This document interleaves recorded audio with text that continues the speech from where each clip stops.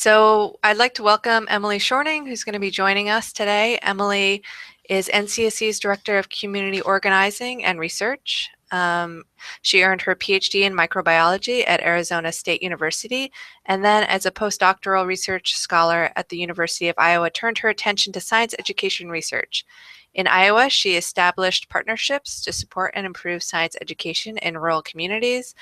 At NCSC, she will be building on that work by spearheading a new initiative that aims to help local communities form and nurture coalitions to support and improve science education. Her research mines the intersection of science and language. So thank you, Emily, for joining us. And I'm going to hand things over to Emily in just 1 second. All right. I think that we're ready to go now. Thanks all again for joining us. I'm Emily. I'm going to give you the first of 2 webinars on science and language today. So today we're talking about growing classroom dialogue. And I think that before we really get into the meat of this talk, it's good to talk about why we need classroom dialogue.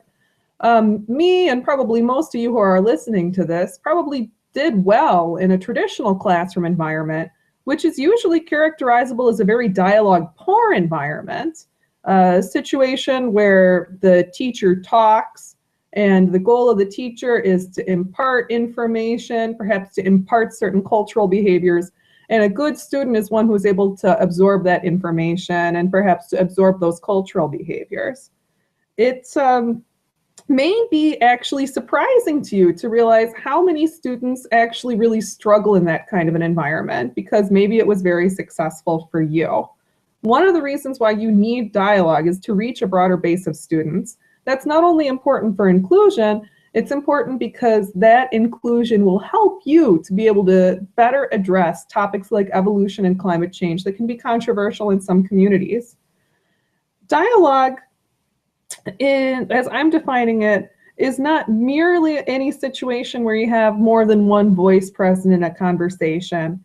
It's where you have more than one person contributing meaningfully to a conversation, not just summarizing, not just parroting, but helping to drive the conversation, engaging in construction and critique of ideas. So in this webinar, we'll talk a little bit about what you can do to help build dialogue in your classroom, to help your students learn how to engage in that construction and critique process. And there are a lot of reasons why dialogue and the science classroom are a really natural pair. I would say that the heart of that matter comes down to the fact that science isn't truth. When I was a little kid, and maybe you had this experience too, I was mostly presented science as like, this is a list of facts. And if you learn the facts, you are learning science. But I think that even if you don't want to get way into the philosophy of science, anyone who's studied anything in the history of science knows that that isn't true. Nobody is going to take you seriously if you try and teach phrenology as science anymore. You're not going to be able to predict anything about a person by the bumps on their head. You probably have noticed that the model of the atom has changed significantly in just the last 30 years. Scientific understanding grows and changes over time. And more than being any set of facts, the process of how scientific understanding grows and changes is something we should really be working to address in science class. As people learn new things, as they engage in scientific experiments, as they observe the world, they get new information, and they can use that information to build new understanding of concepts and critique their old understandings of concepts using dialogue. So when we talk about how scientific understanding grows and changes, it doesn't grow and change because we have isolated geniuses spring up and revolutionize the world. These ideas grow and change because people are talking about them.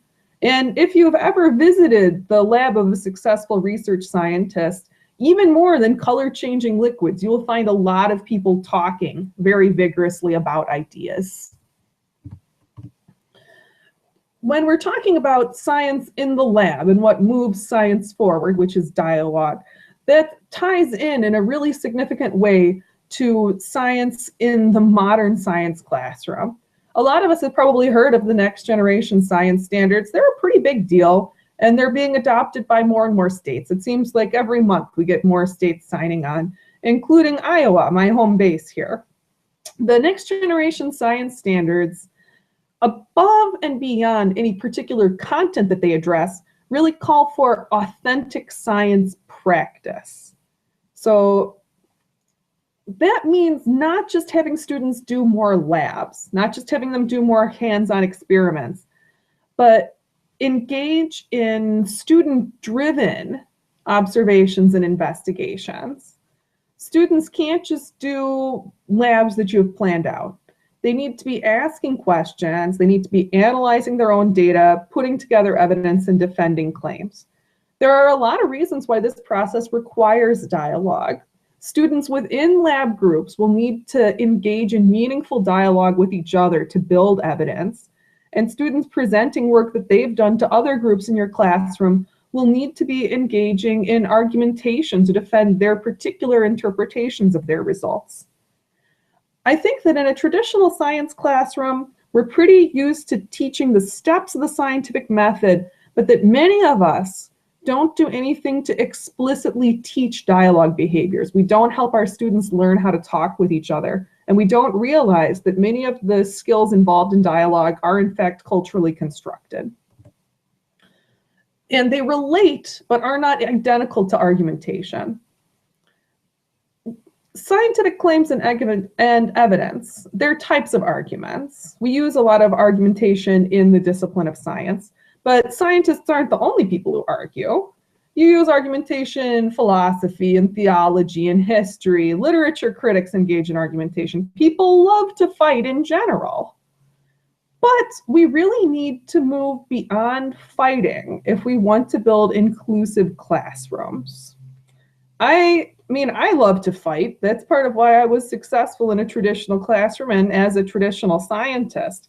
But we need to also think about the types of students who are failing disproportionately in science classrooms across America. And those are your students from ethnic and cultural minority groups, your students who may not be native English speakers, who may be English language learners, and your students from lower socioeconomic status. If we can move towards dialogue, a way of presenting arguments that allows for mutual respect, change, and growth, we tend to see less disproportionate failure rates amongst these populations. And it really can allow students from all kinds of different backgrounds to learn more about how to talk with each other. When you use a dialogue-based approach to improving scientific argument in your classroom, you don't just build argumentation skills like construction and critique or idea, you also use interpersonal skills. When you try to improve and grow dialogue in your classroom, what you do is, along with construction and critique of ideas, you help your students learn how to listen, you help them learn how to take turns in a conversation, and you help to build a culture of inclusion. You help to build a culture where your students don't just get heard, but where they work to help other people be heard. And that, again, that's very important when you're working with potentially socially controversial material. The research has been very clear that dialogue-heavy classrooms help diverse student populations succeed. So before we move on and try talking about what our classrooms look like now and what they can look like in the future, I'd like to take a little break if we have any questions. Thanks, Emily. So a question that came in was a concern from a teacher who is worried about classroom discipline and losing control of the class if they encourage dialogue. Can you speak to that a little bit? And I think you need to just unmute.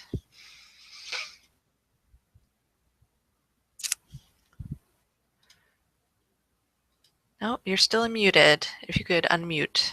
There we go. Can you still see my slides? Because I had to go off of presentation mode to unmute myself.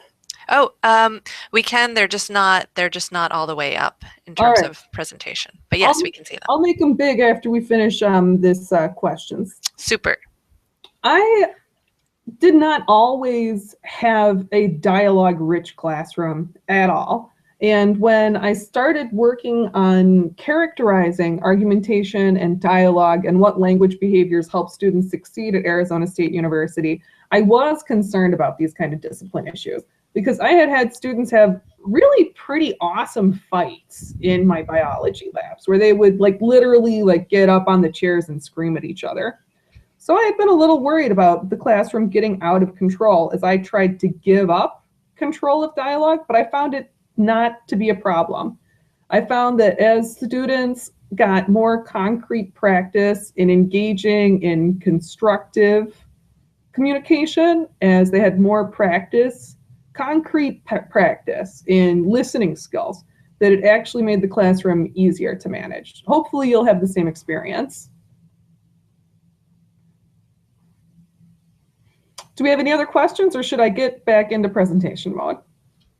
That was the only question for now, but if folks have other questions, they're welcome to email me at berbecco@ncsc.com or use the chat or the Q&A that are on the left-hand side of their Google Hangout, or they can also tweet to NCSC Teach. All right. So when you start to critically consider dialogue and language behaviors in your classroom, it's useful to think like a scientist. It's useful to think about where you are now. And trust me, this is going to be important if you want to try and make any dialogue changes in your classroom, because these changes don't happen overnight. You can't change the way that you talk to people overnight, and you can't change the way your students talk with you or each other overnight. For this portion of our webinar, I recommend that you get a piece of paper and start thinking about today as your time zero for growing classroom dialogue.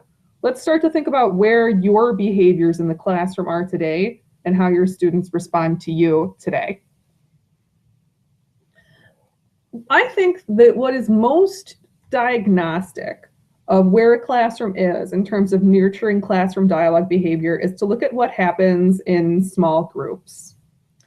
I used to feel very helpless when I was just starting off in teaching, when I looked at my students in small groups, because as soon as I felt like I let go of control in the classroom, my students in small groups would be not doing anything resembling work.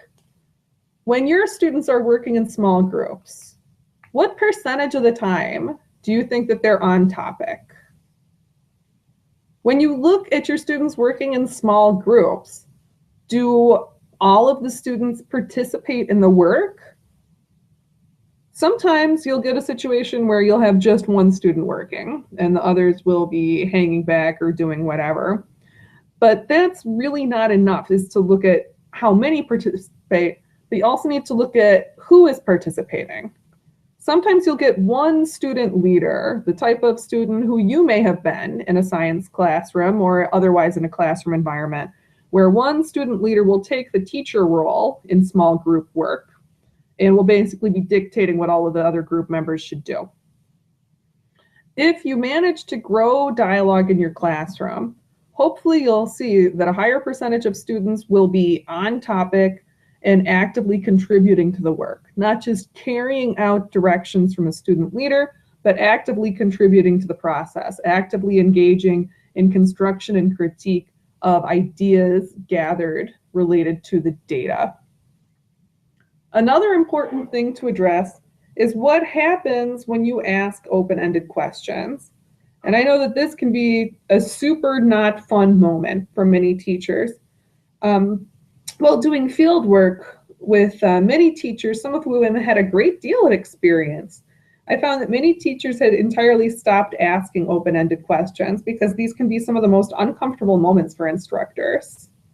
And I know that when I was starting off teaching, before I started looking at language critically, it was also very difficult for me, because when you ask an open question, sometimes what happens is your students sit and stare at you.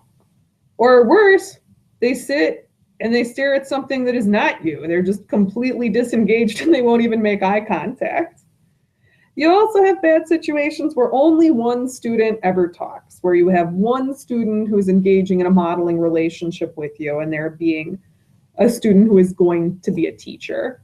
That doesn't help to build dialogue. That actually can help to create further exclusion in the classroom. It doesn't build an inclusive classroom. It doesn't build the kind of classroom where diverse students are likely to succeed. A problem that I've heard is very common in elementary science classrooms is that you will ask open-ended questions, but your students' answers will not seem to fit the questions. I think that some of that is because the students are engaging in poor listening behavior. So if you start to do dialogue building where you're encouraging listening behavior development, that can really work on fixing that problem over time. Something that you might want to measure if you happen to have a clock with a second hand in your classroom, as you're writing down like this time zero description of what dialogue is like in your classroom today, is how long you wait when you ask open-ended questions. If there's one thing that most teachers can do to increase participation in their classroom today, if there's one shift you can make that will have an immediate factor, it is increasing your wait time after asking questions. Most of us are made extremely uncomfortable by dead space, by open air time. The average wait time for American teachers after asking a question is less than 30 seconds, especially if you have students who don't have great active listening skills. That may not even be enough time for them to formulate a thought. If you feel really gutsy, if you're capable of dealing with a lot of dead air, you should make yourself wait up to 3 minutes for answers. You can make them more uncomfortable than they can make you. Just got to wait them out. Another area to look at a time zero point for figuring out how to build classroom dialogue is seeing what happens when your students ask questions. And when I was just starting out with classroom teaching, I think that this would have been a very important area for me to look at because my students simply did not ask questions in class, which I found frustrating. I thought it meant that they were disengaged from the material. But I began to suspect that they weren't entirely because some of them began privately asking me questions after class. And a couple of my most shy students would write questions down in the margins of their homework rather than even approach me directly. I think that if you see evidence of that sort of extreme power imbalance in your classroom, that's really a sign that you need to engage in more dialogue growing behaviors. When students start asking questions more publicly, that is one of the great ways of knowing that you've managed to somewhat flatten the power differential in your classroom. If your classroom is a place where students feel safe being wrong, if they feel safe screwing up, they're going to have more success engaging in something approximating authentic scientific practice. Because authentic scientific practice not only involves dialogue, it involves embarrassment and failure. The science classroom, like real life, is an important place to be able to screw up and engage in construction and critique to recover yourself. An interesting thing that often happens fairly late in a classroom engaging in dialogue growth is when students start asking questions of their peers instead of the teacher. As you teach your students more about how to listen and engage with each other, you'll find that eventually they will start engaging with their peers as a resource. When students start asking questions of their peers and their peers start offering suggestions, that is when you'll know that you're really seeing some growth and your classroom has really become the kind of environment that has been shown to help diverse student populations succeed in the sciences. So take just a couple of minutes. I'm going to let you be uncomfortable with some dead air. I'm going to give you 3 minutes to write down some ideas for what's going on in your classroom right now, and we'll open up the floor for questions. So we'll start the clock now for 3 minutes.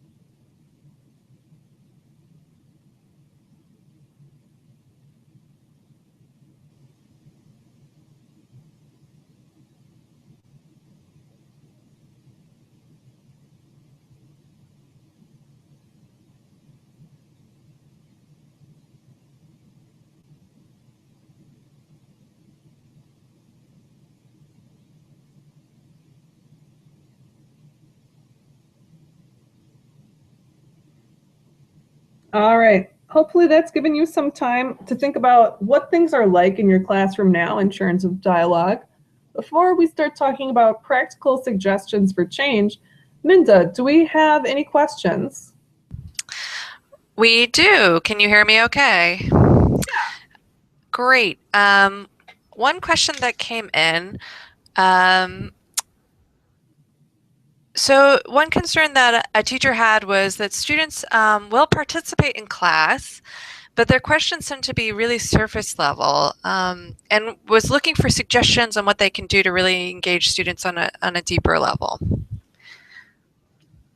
That can be really challenging, particularly in elementary science classrooms where the students may not have any depth of content background. Sometimes before I have students start asking questions about a topic, like to try and figure out what they might want to research, I do some things to give them a little bit of a content dump. So before we start doing a lot of real dialogic work, really science practice based work, I will have them read a short story with embedded content narratives.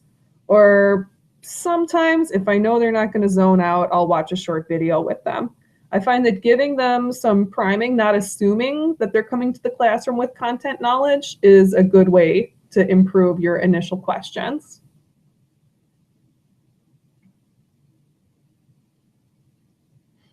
Do we have anything else, or should we move on, Minda? That was the only question for now. So let's keep going. All right.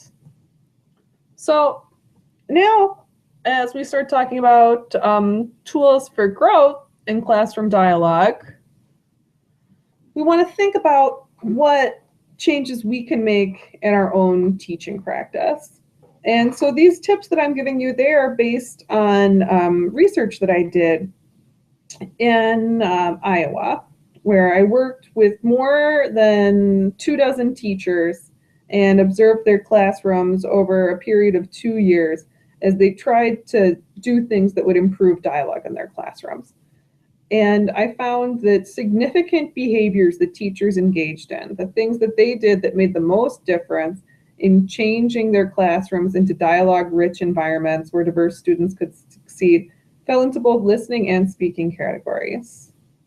So things that you can do to show that you are listening include really having expressive body language. You have to be willing to make yourself look like an idiot in order to demonstrate active listening. Some of the teachers who were the most successful at transforming their classrooms were really willing to make themselves almost cartoon-like in how obvious they would make it to their students that they were paying attention to what their students said. A simple trick other than body language that you can use, if that's just not your style, if that doesn't fit your personality, is summarizing student speech. So when your student makes a comment, if you repeat that back to them, if you repeat it back to the class, not only does it show the student that you are listening to what they said, it shows to their peers that what they are saying is important, because the most important person in the room, the teacher, is taking the time to say it to them.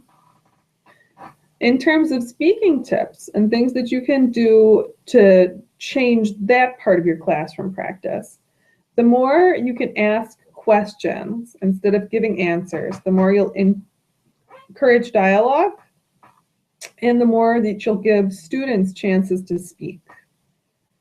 That's giving students a chance to speak, creating more space in the classroom for ideas to come from them is actually very difficult if you're accustomed to traditional teaching practice. And one way that you can start turning that around, to start making more space for your students to grow, is to engage in a lot of questioning. If you're really interested in changing this in your classroom, you can start by making a little tick on a piece of paper during one of your classroom periods and see how many questions you ask, and try and increase that by 5% within the next month. You should also try calling on as many different students as possible. I know that it can be very tempting to fall back to 2 or 3 students who you know are going to have some kind of reasonable answer. But if you engage more students in dialogue, if all students have a genuine expectation that they are going to be made to participate in class, you'll find that the level of participation is going to improve.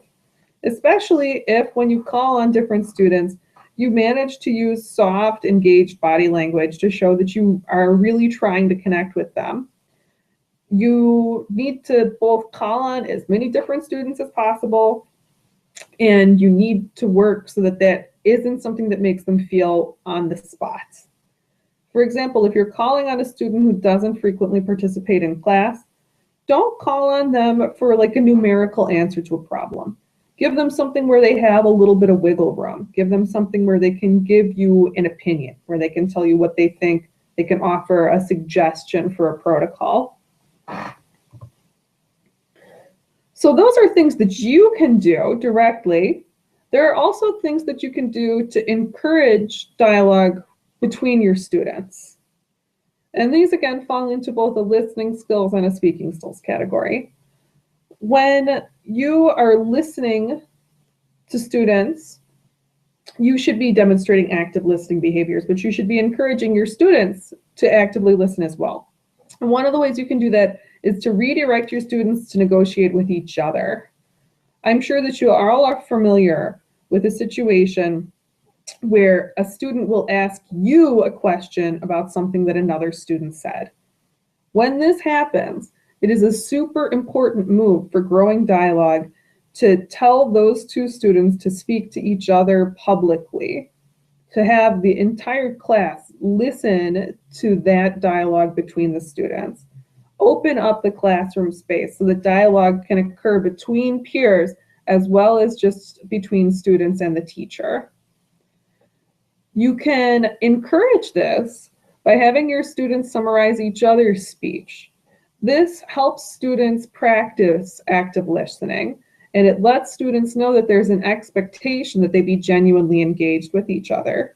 This places more power into the hands of your students.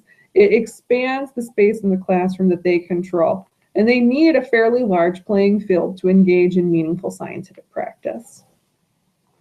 In terms of speaking skills, although you might be worried about losing control of the classroom, you might be worried about classroom discipline, it can be very important to get rid of hand raising in a dialogue-rich classroom. You want to experiment with fluid dialogue. And if you're super worried about classroom discipline, that is a sign that this is exactly the kind of behavior you need to be teaching in this classroom. It means that many of your students may not be having the occasion to practice calm dialogue in their home environments. If they don't know how to listen to verbal cues and to observe visual clues about who wants to talk next, they need practice with fluid dialogue. They need explicit instruction and that sort of thing. That's a life skill that's useful in the science classroom, and it's useful in a normative culture outside of the science classroom. It's useful for helping your students succeed and have economic upward mobility. If you're able to get your students to engage in fluid dialogue, if you can build their dialogue and conversational skills to the point where you don't need hand raising, that's really going to help to build and enrich peer-to-peer dialogue within class discussion. Especially if you're a person who works with older students, high school students, who should have some depth of content knowledge. The more you can step out and mostly serve as a moderator for peer-to-peer dialogue, the more your students are going to be engaging in authentic scientific practice.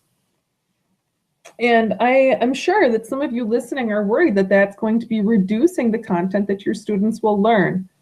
I am here to tell you that in my experience, that's not true.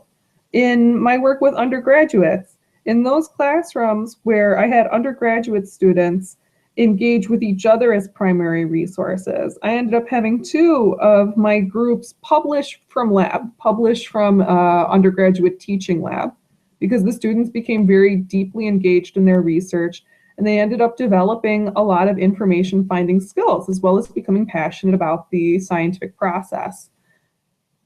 What you want them to come out of a science classroom with are the skills that it takes to be an actual scientist. And that doesn't so much involve relying on external authorities as coming to see yourself and your peers as sources of authority. So how are you going to know that any of this is working? How are you going to know that encouraging your students to talk to each other, modeling conversational skills, summarizing student speech, how are you going to know it's working? You won't know it's working unless you take time zero notes. And I would suggest if you have particular behaviors you want to change, make notes about those about every month or so, because the changes that you'll be able to make in your teaching practice are going to be gradual.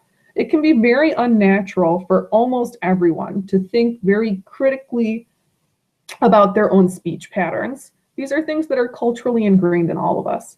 And making changes to engage in mindful speech of the kind that will encourage dialogue in the classroom rather than transmit information to their students. It's a very different mental approach. It's hard, and the changes are gradual. You're going to make gradual changes. After 3 months of trying to change your own speaking and listening behaviors and engaging in moves to encourage speaking and listening behaviors in your students, you should find that your small groups are going to be more focused and that they have better intergroup participation. You should see more groups where all of the students are engaged. So not just everyone is working, but everyone is contributing. In other words, you won't have as much small group activity where if you're lucky, one student is the leader and everyone is doing what they say. You'll have ones where people are generally engaging in construction together. After about 3 months, you should find that when you ask open-ended questions, you should get a pretty vigorous response. And you should find your students asking more questions. Your students should be more likely at this point to interrupt you if you start engaging in lecture-like speech. And you should find that your students will be asking questions of each other.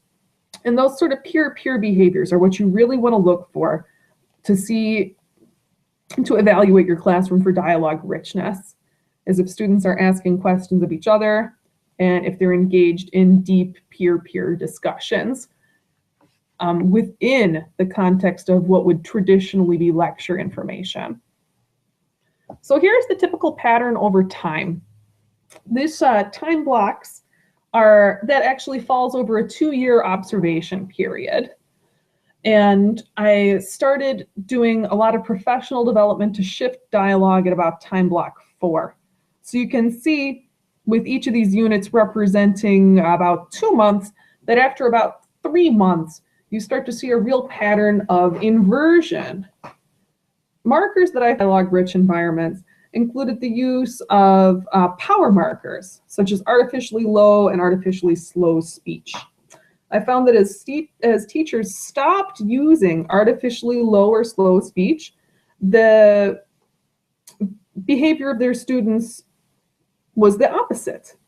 Rather than students mimicking teachers' empowered speech, mimicking the deliberate, empowered speech that really can be seen across human languages and cultures, as teachers stepped out of that authority role, students began to take it up.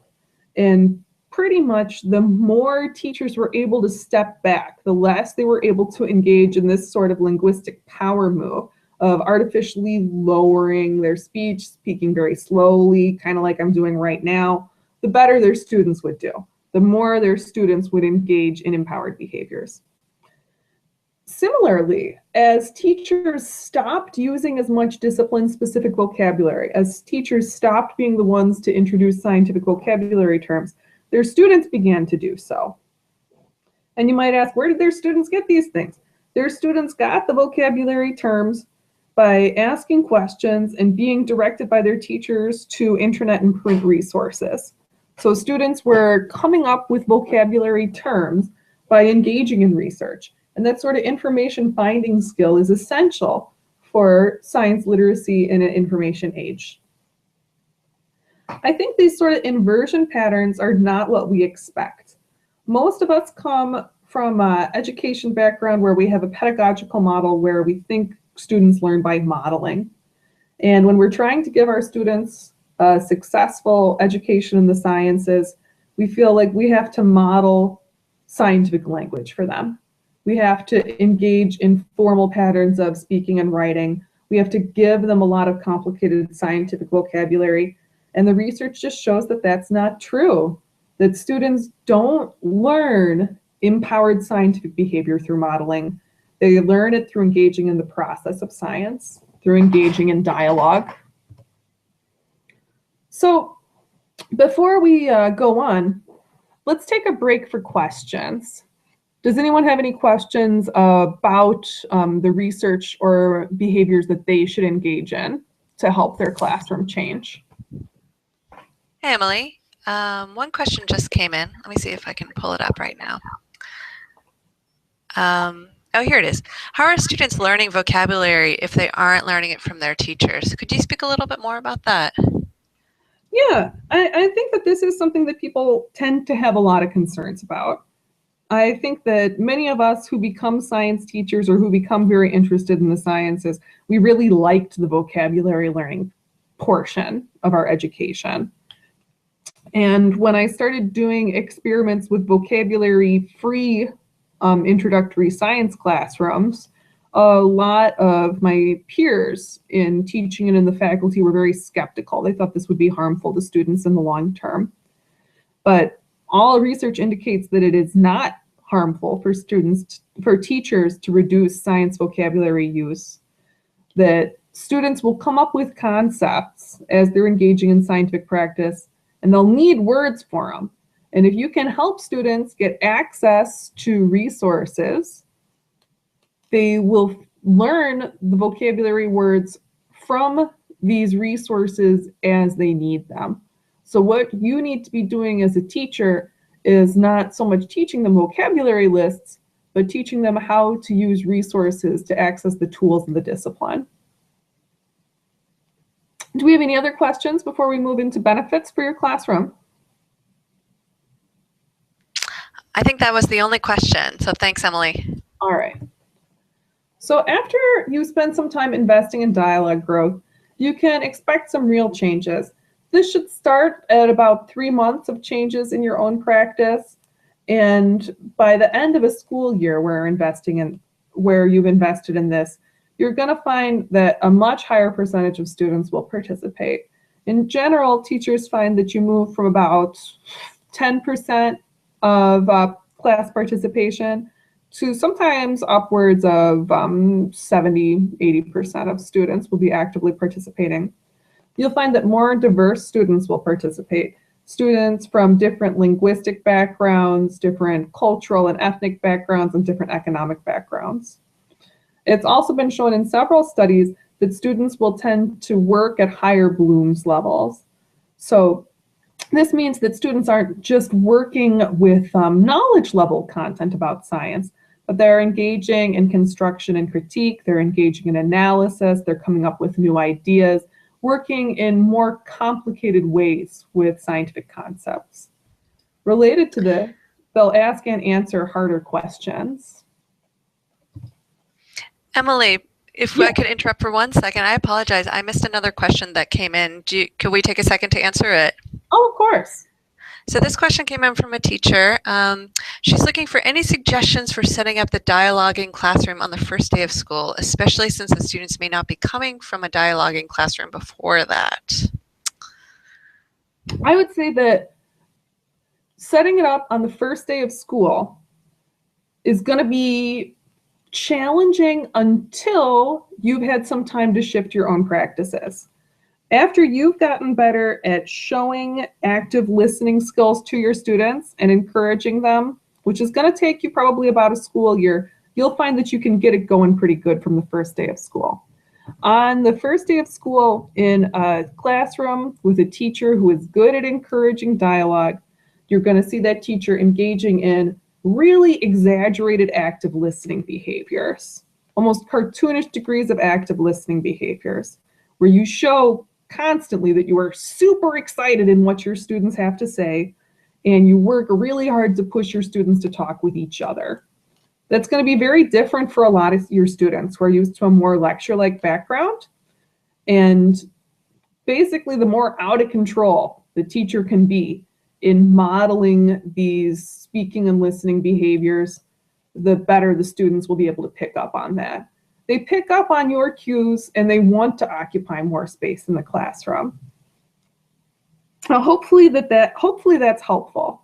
It sounds easy to say, but it's hard to do until you've had some time practicing it, especially if you're a person who's been successful as a student in a traditional classroom. Moving far from the lecture model can be very uncomfortable, and it does take time.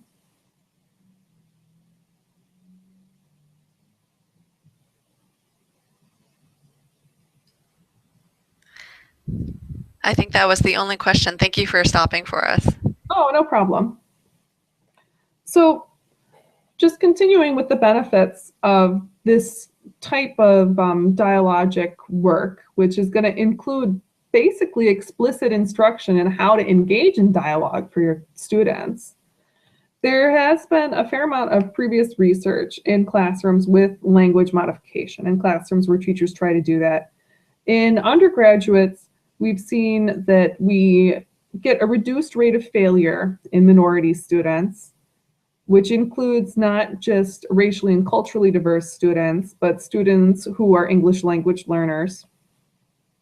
And that if we have classrooms where teachers introduce less vocabulary and engage in more dialogic behaviors for lower division classes, introductory classes, you get improved upper division grades as they move through school. So these types of behaviors are valuable as students engage in more authentic scientific practice through using science-type language behaviors that helps them master more information.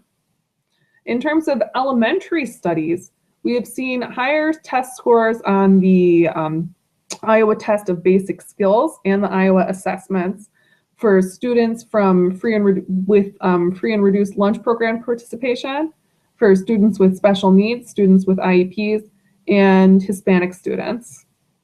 In all cases, it's harder to measure this on a test, but if you go to a classroom that's successfully engaged in dialogue growth, you'll see that students have a better time, that students not only have increased engagement, but they have increased enjoyment.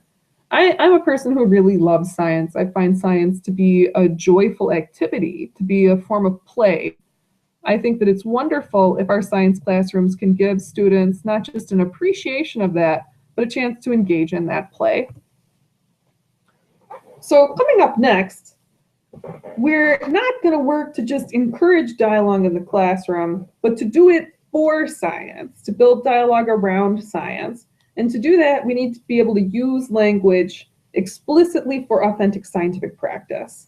That means we have to be able to talk about science stuff, important concepts like data, evidence, theory, words that are often used differently in the popular culture than they are in scientific practice. So we're going to help make sure that you understand these terms really well so that you can help your students understand these frequently misunderstood terms. And I'm going to talk with you about helping your students use these terms to improve their own scientific practice as well as their own understanding of the scientific method. So we'll have that talk on Friday at this same time, and I hope that I'll see you then. Let me know if we have any questions to finish up. I think that's it. I'll just give people a second or two to get in any last questions. Thank you so much, Emily. This was really very interesting. And all of this will be available up on YouTube starting tomorrow. All right. And if you want to try and use these tips to build dialogue in your classroom, I really encourage you to take some time zero notes and then look at how things have changed on a monthly basis, because it's not going to happen overnight. And if you take notes, you'll be able to remember what it was like before you started doing this. Dialogue in your classroom, it can creep up on you. You'll end up having a better time, but it's nice to be able to remember how much things have changed. Thanks, Emily.